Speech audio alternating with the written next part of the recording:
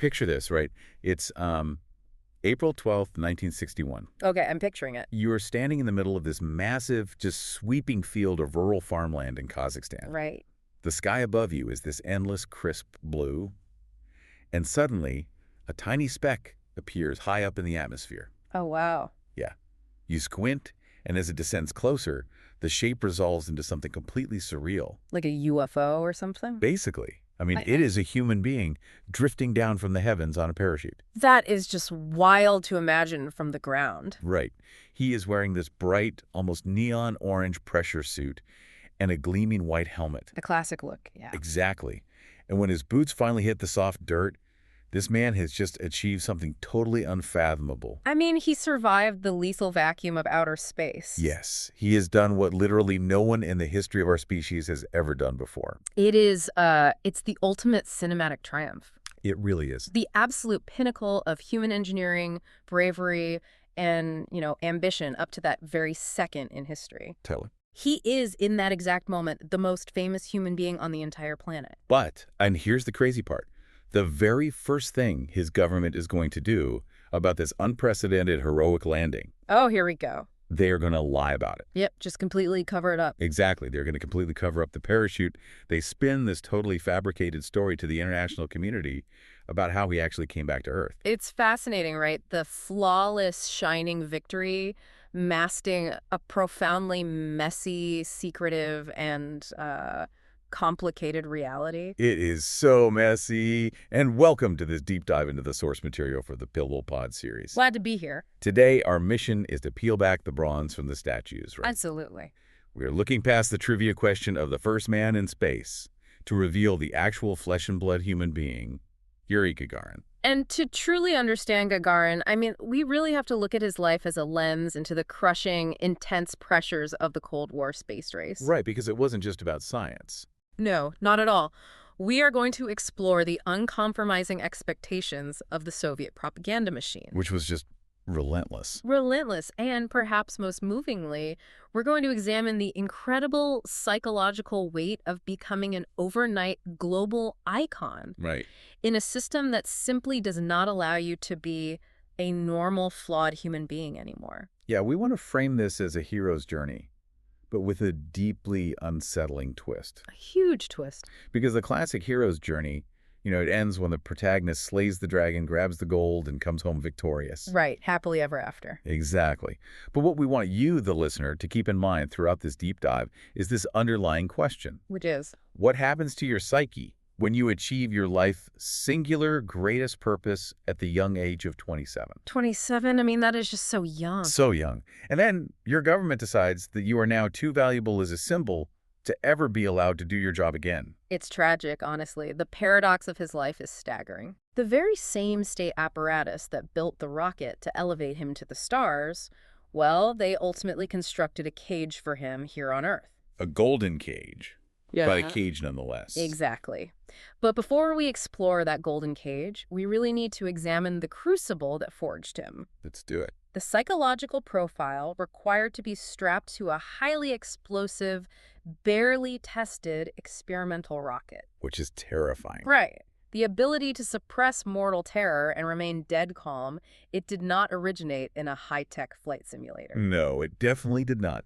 It originated in a mud hut. A literal mud hut. Let's explore that origin, because when you hear the word astronaut or cosmonaut, you probably picture the classic right stuff archetype. Oh, for sure. The aviator glasses, the swagger. Exactly. We think of polished, elite test pilots, usually raised in comfortable environments, totally groomed for greatness. Right. But what does the actual beginning of Gagarin's story look like? It looks like unimaginable hardship. I mean, he was born in 1934 in a tiny rural village called Klushino. So way out in the country. Yeah, we are talking about a working class, strictly agrarian life. His father was a carpenter. His mother was a dairy farmer on a collective farm. So, zero elite pedigree here. None whatsoever. And whatever normal childhood he might have had, well, it was violently erased when he was just 7 years old. In the fall of 1941. Exactly. World War II arrives at his front door. The Nazi occupation? Yeah. The German army captured his village during their advance on Moscow, and the psychological trauma, it just started instantly. I can't even imagine being 7 and seeing that. Right. On the very first day the occupying forces arrived, they burned down the village school. His school? Yes. Young Yuri's first year of formal education was literally reduced to ash right in front of him. That is just, what an introduction to the world. And it didn't stop at the school, did it? No, not at all. I mean, the occupation completely upended his family's physical survival. It was brutal. The occupying forces burned down over 24 houses in the village. And the residents who weren't executed or shipped off to the concentration camp at Gatsk, they were forced into slave labor on their own land. Just to feed the German soldiers. Exactly. And refusal meant brutal beatings. God. A Nazi officer actually commandeered the Gagarin family's house. Just took it. So they were kicked out. Kicked out into the freezing cold. They were permitted to dig a small plot of land behind the house to build a mud hut. Okay, let's put that in perspective for the listener, because it's wild. Look around the room you were sitting in right now. Yeah, take a look. The dimensions of this mud hut were 3 meters by 3 meters. That is roughly 10 by 10 feet. This entire family lived in a space the size of a modern walk-in closet for 21 months. Nearly 2 years. 2 years of surviving brutal Russian winters, watching a hostile military force consume their home and just terrorize everyone they knew. It's horrifying, but, the chronic stress of that environment, it wires a developing brain for extreme vigilance and resilience. I bet. You have to adapt or you die. Exactly. You learn to suppress panic because panic gets you killed. Right. There was a specific German soldier in the village that the local children nicknamed the Devil. The Devil, okay. Yeah, and the terror this man inflicted was visceral. At one point, this soldier attempted to hang Gagarin's younger brother Boris from an apple tree. Wait, what? Hang a child? Yes, using the boy's own scarf. I cannot even fathom witnessing that as a child. Yeah. How did young Yuri react to that kind of overwhelming lethal power? Well, he became a child saboteur. Really? A saboteur? Yeah. Instead of cowering in submission, he calculated a way to strike back. That is incredibly brave.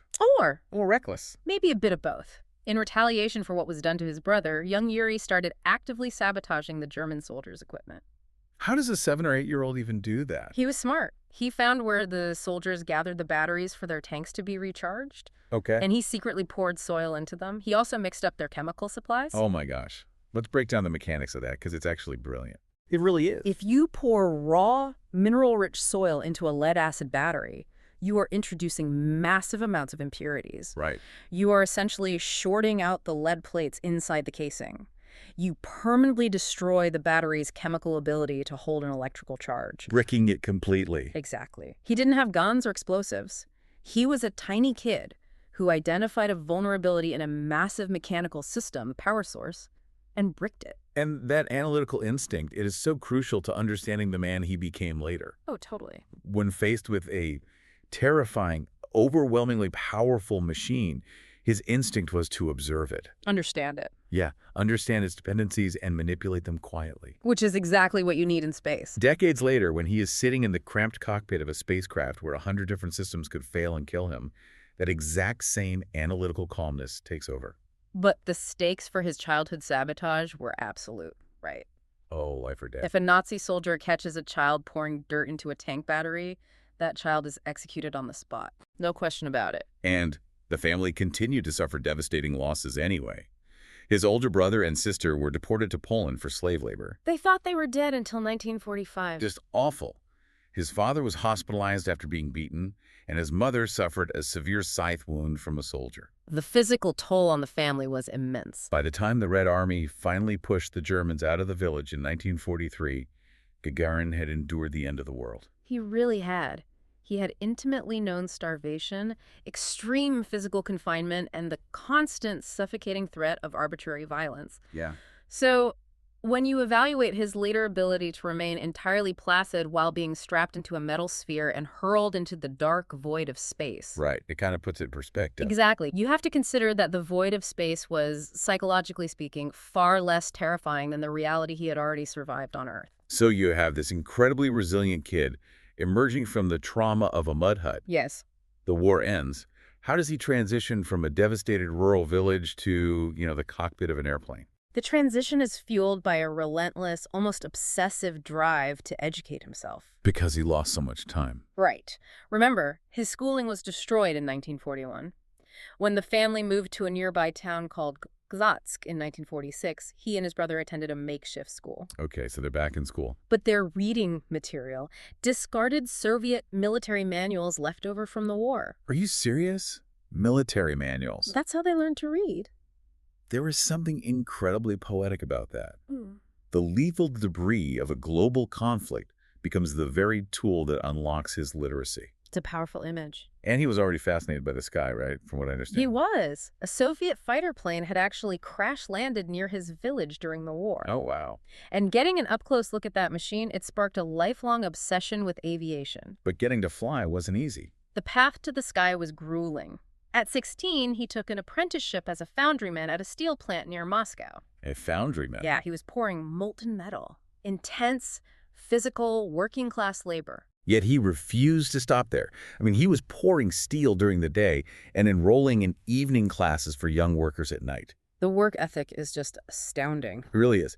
He graduated with honors in mold making, which earned him a spot at an industrial technical school in Saratov to study tractors. Tractors? Yeah, so he is building this massive foundational knowledge of heavy machinery, engines, and mechanical engineering. And while he is studying tractors in Saratov, he finally finds his way to a local flying club. Nice. He volunteers his time on the weekends, starting in a basic biplane and eventually graduating to a Yak-18 trainer aircraft. But how did he pay for that? He was a student. To fund this passion, just to afford the extra food and basic living expenses, he worked part-time as a dock laborer on the Volga River. Hauling cargo. Hauling cargo. The hustle is unreal. All of this blue-collar grit culminates in 1955, when he is officially accepted into the first Chikhalov Higher Air Force Pilot School in Orenburg. A huge turning point. He is finally on the track to become a military pilot. But this is where the story almost screeches to a permanent halt, doesn't it? It really does. He starts training on the MiG-15 jet, and he hits a wall. A very serious wall. He was an excellent pilot in the air, but he consistently struggled to land the two-seater trainer version of the MiG-15. He bungled the landing approach twice, right? Yes. And in the rigid structure of the Soviet military, you do not get infinite chances with expensive jet aircraft. I would assume not. The administration was actually preparing the paperwork to dismiss him from pilot training entirely. Really? He was on the verge of washing out completely. Wait, why was he failing? What is the actual mechanical issue with landing that specific plane? It comes down to the geometry of the landing flare. The flare. Yeah. When you land a jet like the MiG-15, you don't just fly it straight into the runway. Just before touchdown, the pilot executes a flare. Pulling the nose up. Exactly. Pulling the nose of the aircraft up to increase aerodynamic drag, slow the descent rate, and allow the main landing gear to touch down smoothly. Makes sense. But when you pull the nose up, the nose physically blocks your forward view of the runway. Oh, I see. You have to rely on peripheral vision and a precise understanding of your height relative to the ground to know exactly when to execute that maneuver. And Gagarin had a severe geometrical disadvantage. He really did. Because he was very short. Yes, he was only 1.57 meters tall. That is roughly 5 foot 2 inches. Very short for a pilot. Sitting in the deep cockpit of a MiG-15, he simply could not see over the nose or out the sides well enough to accurately judge his height above the tarmac during the flare. He was flying blind at the most critical moment. It's like trying to parallel park a massive delivery truck when your chin barely clears the steering wheel.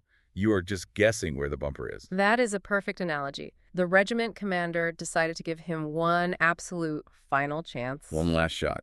And thankfully, his flight instructor possessed the analytical insight to realize the problem wasn't Gagarin's reflexes, his understanding of aerodynamics, or his nerve. It was just his height. The problem was his sightline. So the instructor handed Gagarin a thick seat cushion.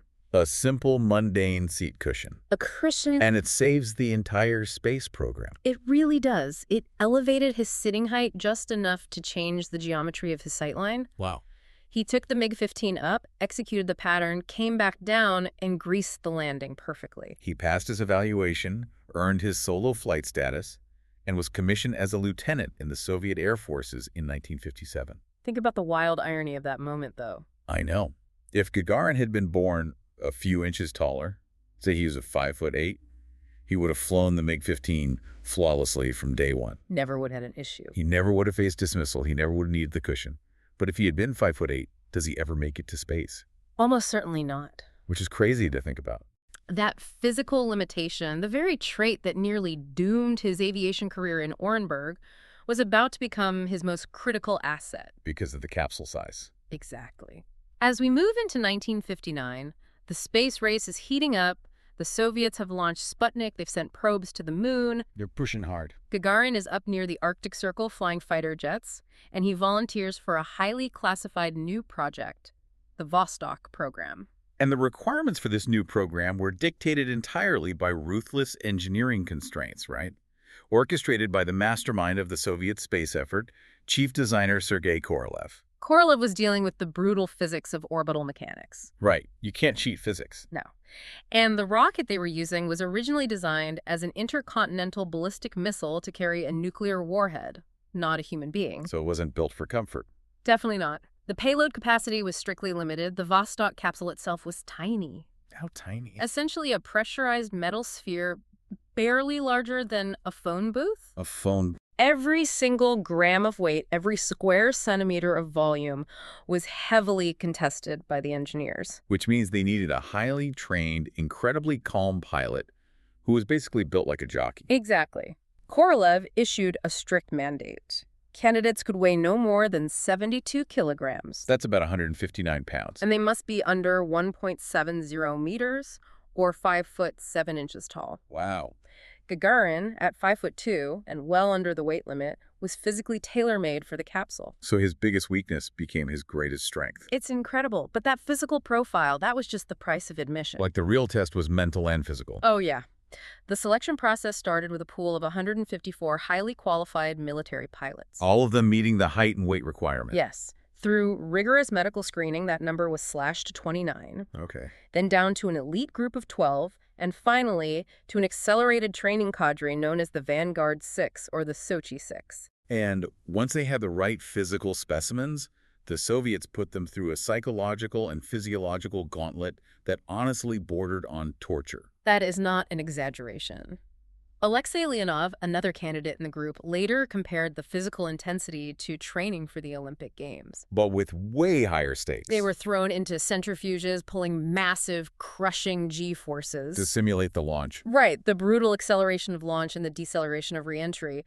They executed dozens of high-altitude parachute jumps over land and water. Just constant stress. They were subjected to oxygen starvation tests in altitude chambers to see how their brains functioned as hypoxia set in. Which sounds awful. But the most grueling test was the anechoic chamber. I want to spend some time on this because it is legitimately terrifying. It is the stuff of nightmares. Today, people pay money to sit in sensory deprivation tanks for an hour to relax. Right, the float tanks. You float in salt water, it's dark, it's quiet. But the anechoic chamber was a completely soundproof, isolated room where candidates were locked away for days. Days. Gagarin was sealed inside this chamber from July 26th to August 5th. 10 entire days. 10 days of total, absolute silence. No human contact. No windows. Yeah. No concept of day or night. And crucially, no indication of when they might be let out. They didn't know how long it would last. No. In an environment of absolute silence, the human brain begins to seek out stimuli. Because it's not used to nothingness. Exactly. You start hearing the blood rushing through your own veins. Your heartbeat sounds like a bass drum. Oh, man. If left in isolation long enough, the brain will literally begin generating its own stimuli. You risk severe auditory and visual hallucinations. It is literal psychological warfare. Why put your own pilots through that? Because the unknowns of spaceflight were profound. Right. Nobody had ever done it. If the radio communications failed while the Vostok capsule was in orbit, that pilot would be the most profoundly isolated human being in the history of the universe. Wow. I never thought about it like that. The Soviet doctors needed to know, with absolute certainty, which pilot's mind would snap under the weight of that isolation, and which pilot would maintain emotional regulation. And Gagarin thrived, didn't he? He did. The official 1960 medical evaluation from the Soviet Air Force doctors is fascinating because it doesn't just describe a robot.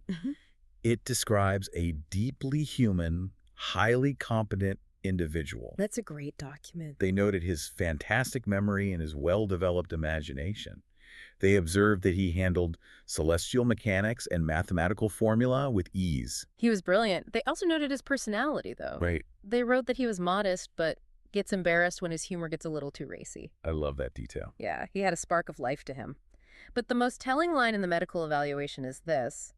They noted he does not feel constrained when he has to defend his point of view if he considers himself right.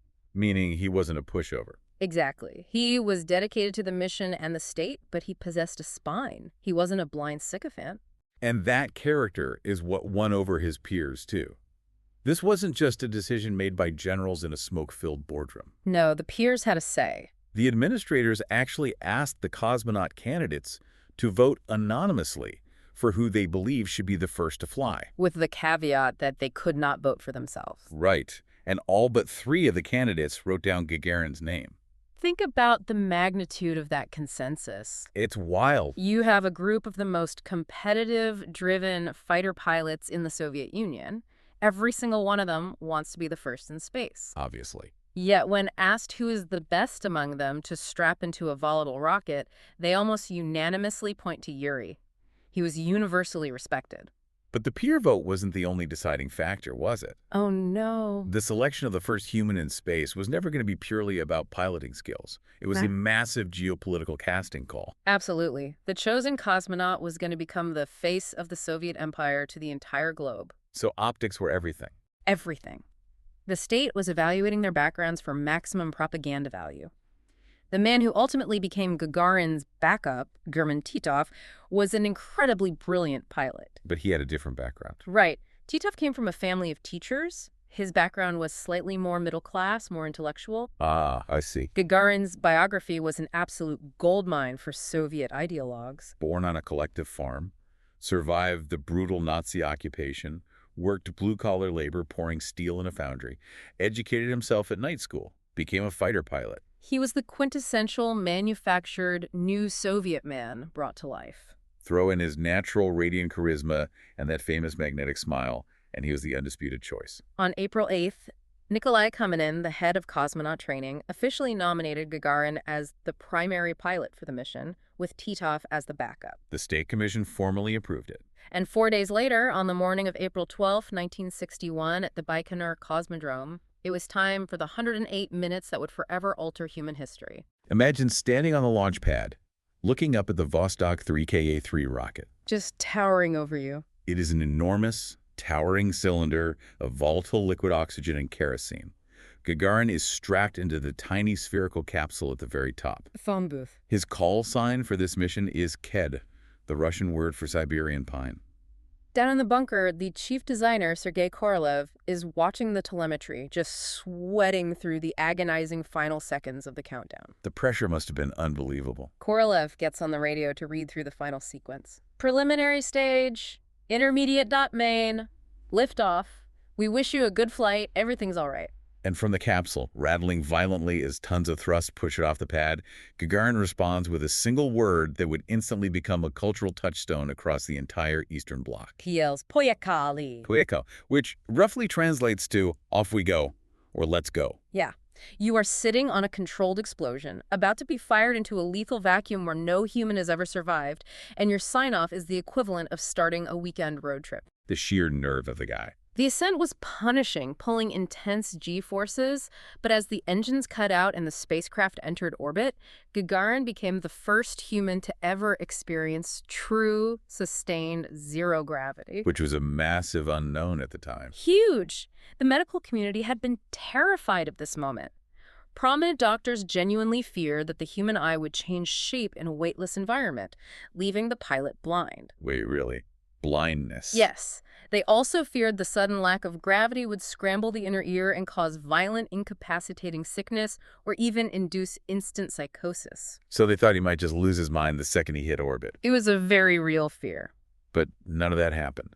Gagarin looked out the small porthole, observing the vivid blue of the oceans and the curvature of the Earth against the blackness of space. Just breathtaking. His post-flight debrief gave humanity its first description of the sensation. He noted that the feeling of weightlessness was unfamiliar, describing it as feeling as if you were hanging in a horizontal position in straps. You feel as if you're suspended. It was a peaceful interlude, but, it was incredibly brief. Orbiting the Earth takes roughly 90 minutes. So it's over almost as soon as it begins. Right. Soon, the automated systems fired the retro rockets to slow the spacecraft down, and the capsule began its descent back into the Earth's atmosphere. And this is arguably the most terrifying phase of the flight. Without a doubt. As the capsule punches into the thickening atmosphere at orbital velocity, the friction compresses the air ahead of it, generating superheated plasma that completely engulfs the spacecraft. You are plummeting toward the ground inside a metal ball surrounded by thousands of degrees of fire. Just a meteor. Yes. And what does Gagarin do during this violent, terrifying re-entry? This is one of my favorite details. According to his autobiography, he started singing. He sang a patriotic tune called "The Motherland Hears, the Motherland Knows." Whether that was supreme confidence, a psychological coping mechanism to manage the terror, or, maybe a bit of later Soviet embellishment, it paints an incredible picture. Oh, absolutely. He survives the heat of re-entry, the plasma dissipates, and the capsule is in free fall.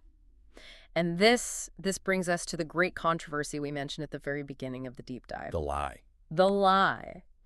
To understand why the Soviets lied about his landing, we have to explain the strict rules of the Fédération Aéronautique Internationale, or the FAI. The FAI is the international governing body based in Paris that certifies aviation and space records. Right. At the time of Gagarin's flight, their rulebook explicitly stated that for a flight to be officially recognized as a world record, the pilot must launch in the spacecraft and land with the aircraft inside it. Inside it.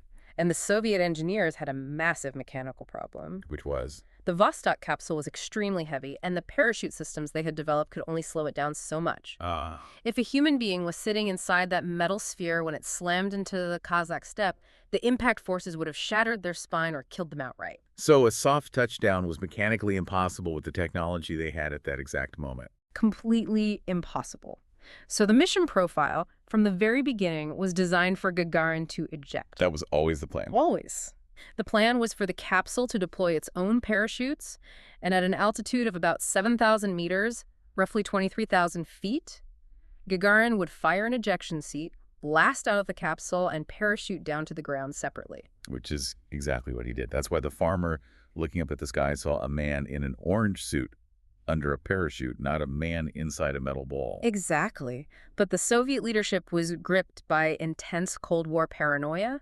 Yeah, true. They were terrified that if they admitted to this mechanical limitation, the FAI would invalidate the flight on a technicality. And the United States would use that invalidation to undermine the massive geopolitical victory the Soviets had just won. I have to pause and push back on the absurdity of this logic, though. It is absurd. You have just achieved the impossible. You built a working orbital rocket. You kept a man alive in the vacuum of space. You brought him through the fire of re-entry. You literally conquered the cosmos. Yeah, you won. And you are terrified of a technicality from an aviation club in Paris.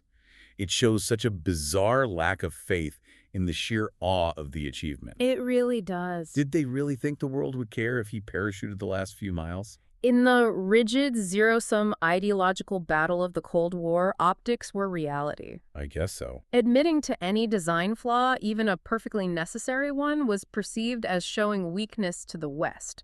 So they forced Gagarin and other officials to lie. That's so unfair to him. During the press conferences, Gagarin awkwardly evaded questions about the landing, claiming he came down inside the capsule. He must have hated doing that. The truth didn't become glaringly obvious until German Titov flew Vostok 2 4 months later and admitted to ejecting. So the cat was out of the bag. Yeah. The FAI eventually amended their rules to reflect the reality of spaceflight, acknowledging that the launch, orbit, and safe return were what mattered, and they certified Gagarin's record. But that initial reflexive instinct by the state to control the narrative, to force Gagarin to suppress his own lived experience for the sake of a flawless public image, was the darkest of foreshadowing. It really was. Because the moment his boots touched the dirt in Kazakhstan, Yuri Gagarin ceased to be a private citizen, or even a test pilot. He stepped into a solid gold cage. The fame he experienced was instantaneous, overwhelming, and utterly unprecedented. I mean, he was an overnight global icon. When he returned to Moscow, millions of people flooded the streets in jubilation. The sheer scale of the crowds parading through Red Square was second only to the celebrations at the end of World War II. Unbelievable. He was escorted in an open-top motorcade to the Kremlin, where Premier Nikita Khrushchev bestowed upon him the title of Hero of the Soviet Union. And he was immediately deployed as the ultimate soft power weapon. He embarked on global tours, visiting roughly 30 different countries in the years following his flight. She went everywhere. Poland, Brazil, Canada, Cuba, Finland, Egypt. Everywhere he went, the crowds were massive and euphoric.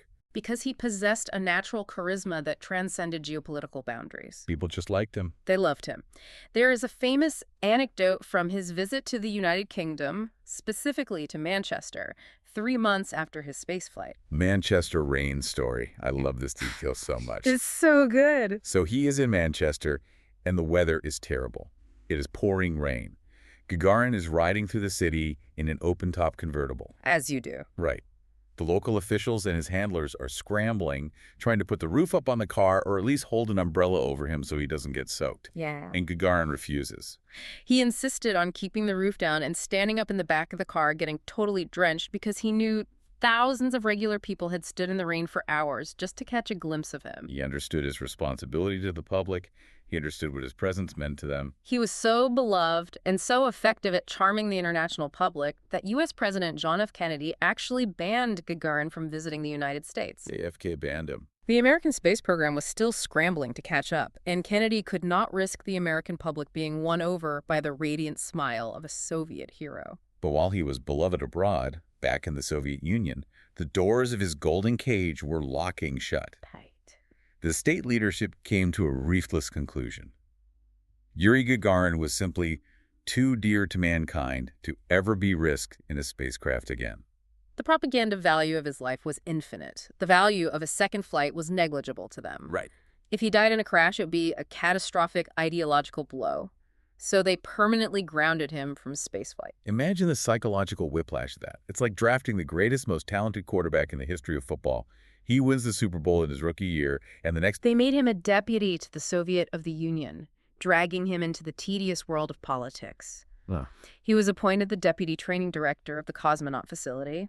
He was forced to watch his peers continue to train and fly while he sat through endless meetings and banquets. The psychological toll of that enforced idleness was profound. He was constantly touring, constantly attending state dinners, and in Soviet culture, there was immense pressure to drink. Everyone wanted to raise a glass of vodka with the first man in space. You can't say no to generals and foreign dignitaries. Exactly.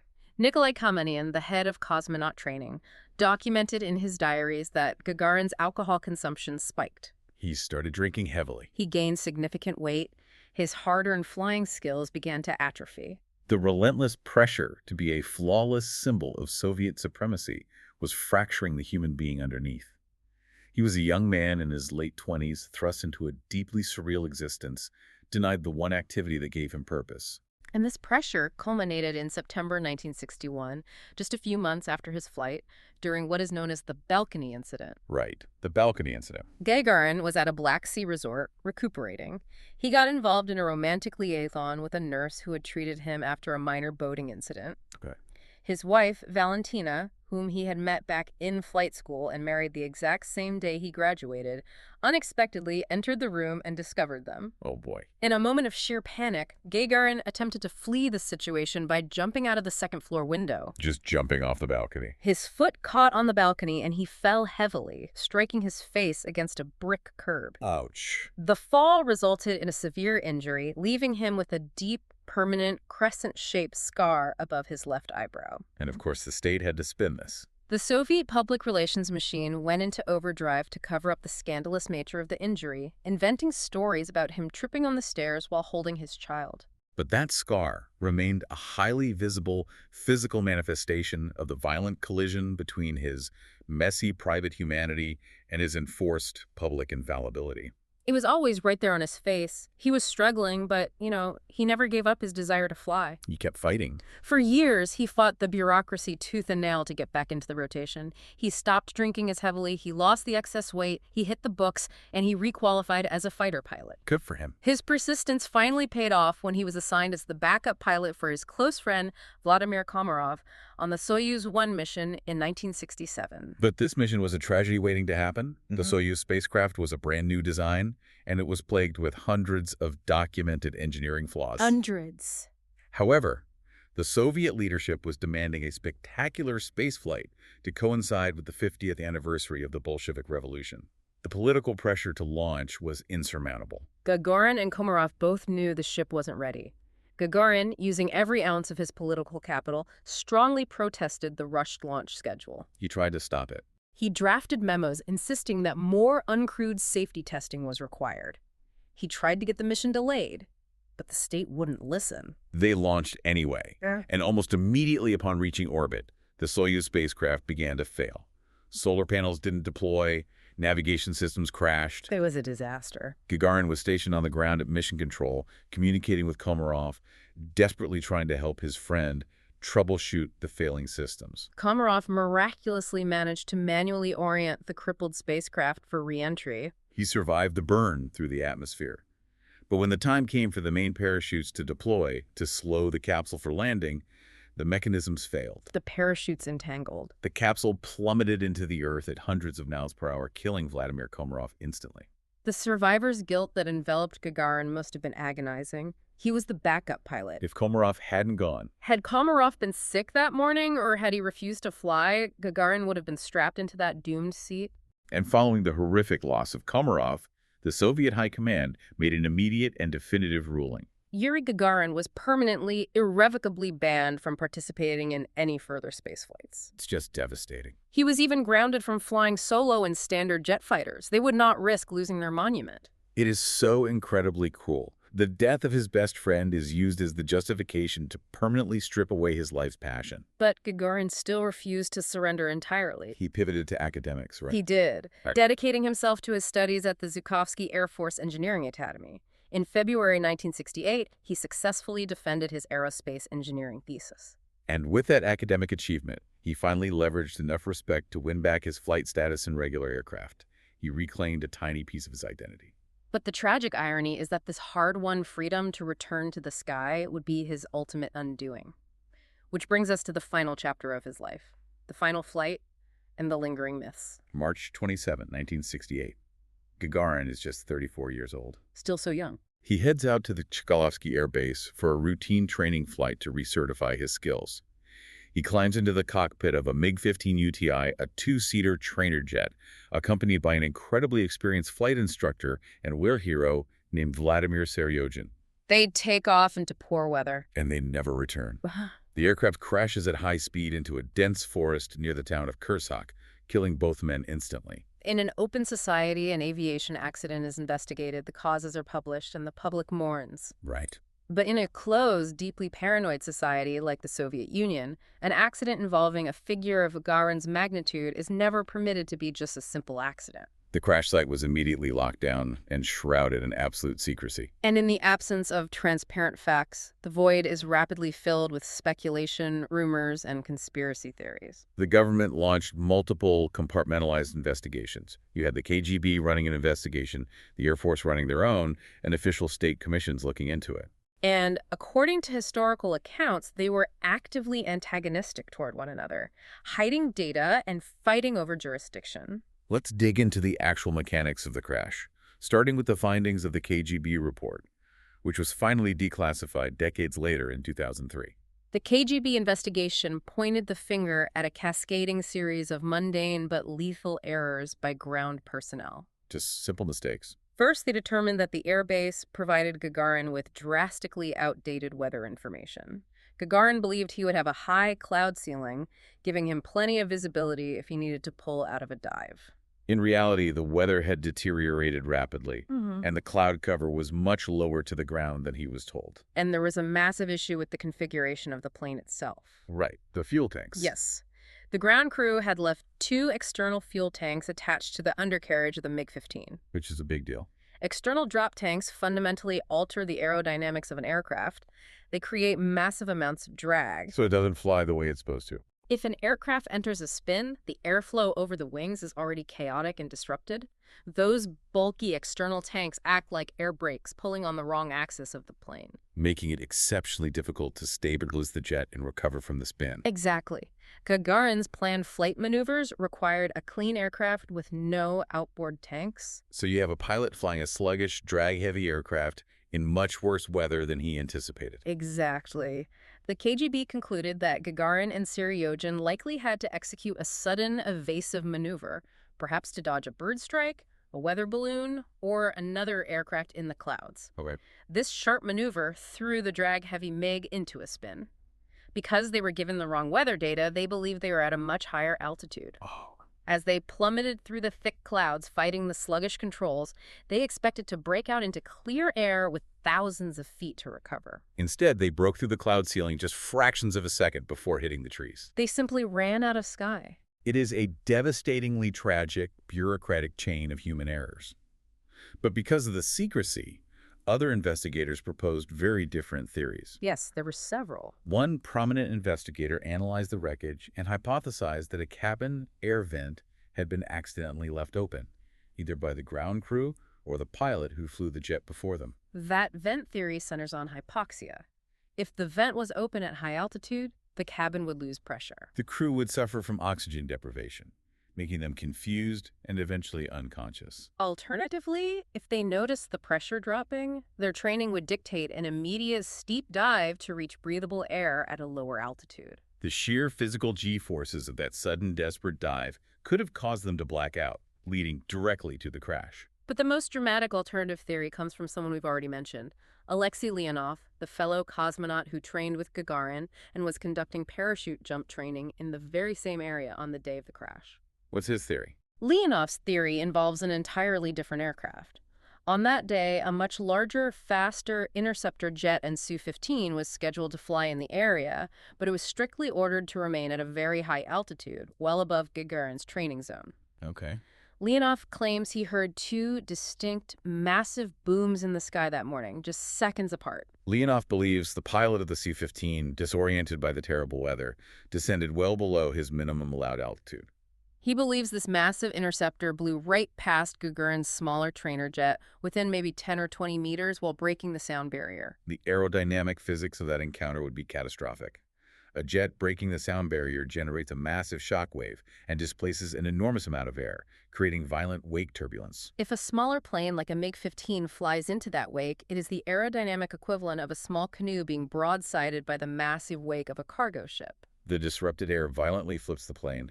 Leonov claims the first boom he heard was the Su-15 breaking the sound barrier, and the second boom, agonizingly soon after, was Gagarin's plane impacting the ground.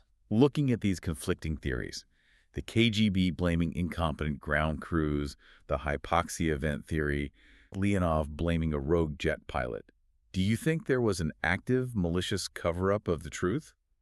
Or was the Soviet state apparatus simply incapable of admitting that a mundane, embarrassing mistake killed their greatest hero? It is almost certainly the latter, admitting that sheer incompetence, whether an air traffic controller handing over the wrong weather sheet, a mechanic forgetting to remove fuel tanks, or a reckless pilot violating altitude rules, killed the symbol of Soviet perfection, was deeply embarrassing for the military. Yeah, that makes sense. But it also speaks to a deeper truth. Everyone wanted to claim ownership of Gagarin's legacy. He had become a mythic figure, and mythic figures are not supposed to die because of a typo on a weather report. Right. The bureaucracy needed to control his death just as tightly as they controlled his life. And speaking of controlling his legacy, we have to examine the religion myth, because it is the ultimate example of how Gagarin was used as a blank canvas for the state's ideological agendas. It really is. There is a very famous quote attributed to him during his spaceflight, where he supposedly looked out the window and declared, "I don't see any God up here." It is one of the most famous quotes associated with him. But if you review the declassified verbatim transcripts of his radio communications with Mission Control during the 108-minute flight, those words simply do not exist. He never said it. Never said it. So where did that quote come from? How did it become historical gospel? It was entirely fabricated by Nikita Khrushchev. According to Gagarin's close friend, Colonel Valentin Petrov, the quote was invented by the premier during a speech promoting the state's aggressive anti-religion campaign. It was totally made up. Khrushchev essentially told the public, Gagarin flew into space, but he didn't see any God there. The state apparatus took that political rhetorical flourish and retroactively shoved it into Gagarin's mouth. And the reality of Gagarin's personal beliefs makes that fabrication even more manipulative, doesn't it? Yeah. Petrov claimed that Gagarin was actually baptized into the Russian Orthodox Church as a child in his village. Really? He asserted that Gagarin had his own daughter baptized shortly before the historic spaceflight, and that the family quietly kept religious icons in their home and celebrated Easter and Christmas. Yet if you read Gagarin's official 1961 autobiography, a text heavily sanitized, ghost-written, and published by the state, it is packed with standard Soviet anti-religious rhetoric. Because it wasn't really his book. The book claims his flight was a crushing blow to the churchmen and describes his pride that religious believers were allegedly renouncing their faith because of his scientific achievement. He wasn't allowed to own his own words, his own spiritual beliefs, or even his own death. From the second he parachuted into that field, he belonged to the state. After his death, his ashes were interred in the Kremlin Wall necropolis. He permanently transitioned from a breathing, struggling man into an immovable monument. And the state ensured those monuments blanketed the globe. The town of Gazatsk, where he studied his military manuals, was renamed Gagarin. An imposing 125-foot titanium statue of him was erected in Moscow. There are statues of him in London, in Houston, in Indonesia, in Pakistan. There is a 163-mile-wide crater on the far side of the moon that bears his name. But perhaps the most poignant tributes didn't come from the Soviets, but from the Americans. When the Apollo astronauts finally walked on the lunar surface, bridging the divide of the space race, they left memorials behind for the man who opened the door. Apollo 11 left a small satchel containing medals commemorating Gagarin and his friend Komarov. Apollo 15 left the fallen astronaut's sculpture, an aluminum figure with a plaque bearing his name, resting quietly in the lunar dust. It is a profound, sweeping arc.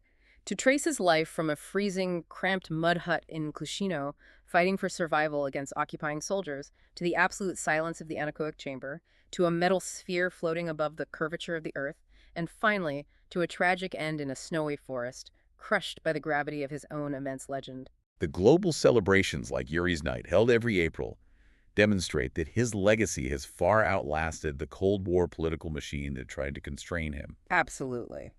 And that brings us to the final thought we want to leave you with today. When we take profoundly courageous human beings and polish them into flawless, smiling bronze monuments, we actually do them a massive disservice. We erase the human. Gagarin's true heroism was not just his willingness to sit in a rocket and endure the G-forces. His heroism was his profoundly human resilience. It was his relentless struggle to educate himself out of poverty. It was the grit to overcome his physical limitations and rely on a seat cushion in flight school. It was his desperate, heartbreaking fight against the bureaucracy to keep flying when the entire world told him no. It was his deep, agonizing grief over the loss of his friend Komarov. His heroism is found in his flaws, his scars, and his humanity. If we only remember the smiling statue, the perfect, manufactured Soviet Superman who never felt fear, who supposedly mocked God, and who never made a mistake, we erase the truth. We forget the immense, terrifying courage it took for a flawed, flesh-and-blood man to step into the absolute unknown. Exactly. Put yourself in his shoes the next time you look up at the night sky. Imagine the courage it takes to look at the stars, not as a distant painting, but as a destination. Thank you for joining us for this deep dive into the source material. We hope this exploration for pplpod has given you a new perspective on a name you thought you knew. Keep questioning the monuments, keep looking for the human stories hiding behind the history, and we will see you next time.